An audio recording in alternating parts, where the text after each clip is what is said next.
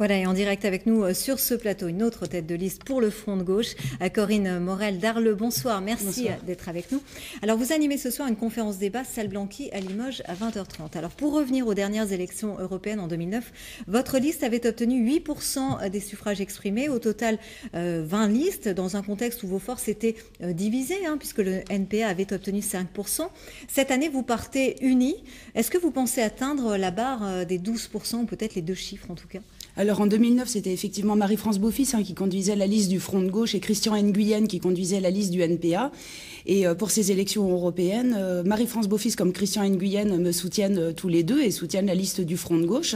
Donc effectivement, on a là une belle occasion de rassembler de manière très large et donc de passer en tête de la gauche et d'aller chercher ce siège de députée européenne que nous sommes en train d'aller chercher pendant cette campagne.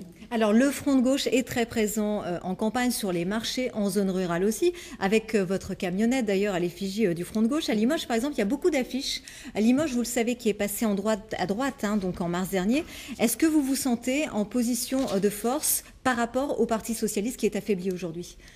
Écoutez, je crois que les Françaises et les Français ne sont pas idiots et ont des yeux pour voir que la politique est menée par le gouvernement de François Hollande est une politique d'austérité qui nous mène dans le mur. C'est le point d'orgue d'ailleurs de votre bien sûr, programme. Mais bien sûr, parce que c'est le point commun entre la politique au niveau européen et la politique au niveau national, puisque c'est la même en réalité. Et que donc le Parti socialiste applique en France ce qu'il dénonce au niveau européen. Et ce double langage, ce double discours ne passe plus, ne prend plus. Voilà, je crois que les électeurs ne croient plus à ce discours sur l'Europe qui protège, ne veulent plus de cette Europe-là, veulent d'une autre Europe, et c'est donc ce que nous proposons. Quelle Europe finalement vous proposez avec le Front de gauche ? Une Europe qui cesse par exemple d'ouvrir à la concurrence nos services publics dans cette grande circonscription Massif Central-Centre.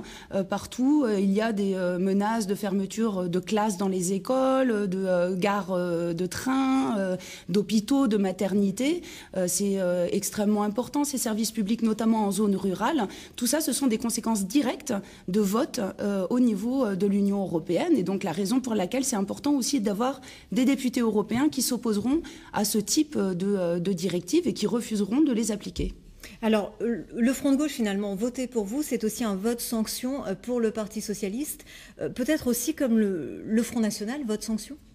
Alors, comme le vote Front National, certainement pas, parce que nous ne portons absolument pas le même projet et que, en ce qui nous concerne, nous ne désignons pas les immigrés en lieu et place des responsables de la crise, c'est-à-dire le système des puissants, de la finance et des lobbies. Évidemment, voilà, donc c'est un vote sanction peut-être, c'est surtout un vote proposition aussi pour d'autres politiques européennes, une autre politique agricole commune, par exemple, qui bénéficie plus à l'agriculture paysanne, et une opposition au grand marché transatlantique. Voilà des propositions très concrètes que nous mettons sur la table.